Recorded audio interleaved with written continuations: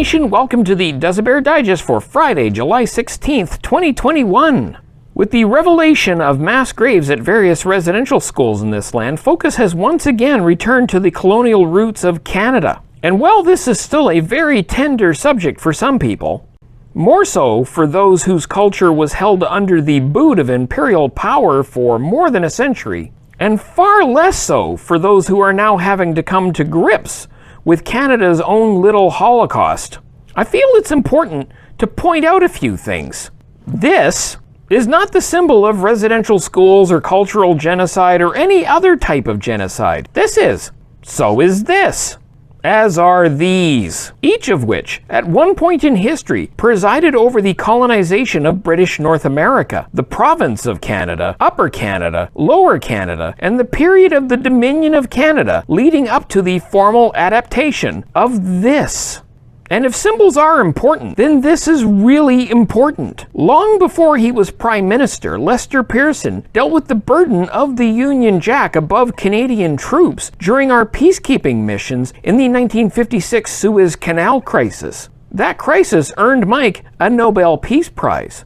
And as Prime Minister, Pearson introduced universal health care, the Canada Student Loan Program, the Canada Pension Plan, the Order of Canada, and the Maple Leaf Flag. His Liberal government also unified Canada's armed forces and convened a Royal Commission on Bilingualism that led to this nation being the sometimes flawed beacon of acceptance and diversity it now is. And most relevantly to this piece, Pearson's government initiated the review of the Indian Act that had done so much damage to Indigenous people in this land. A process that led to the slow dismantling of the residential school system, the Truth and Reconciliation Commission, an official apology from the Government of Canada, the start of reparations, and a land of people who are now ready to face its past and work with Indigenous people to address those issues, and a just society where the appointment of the first Indigenous Governor General is nearly universally welcomed.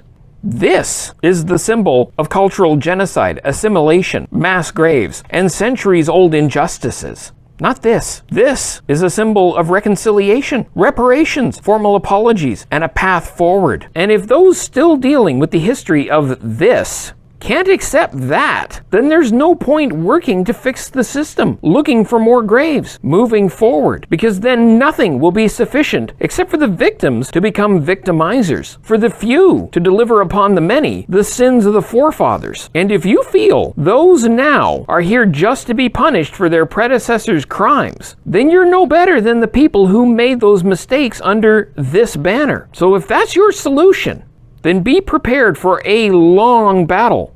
Because for many around the world, the sins from this don't travel. And this, baggage and all, is still way better than what they've left it for.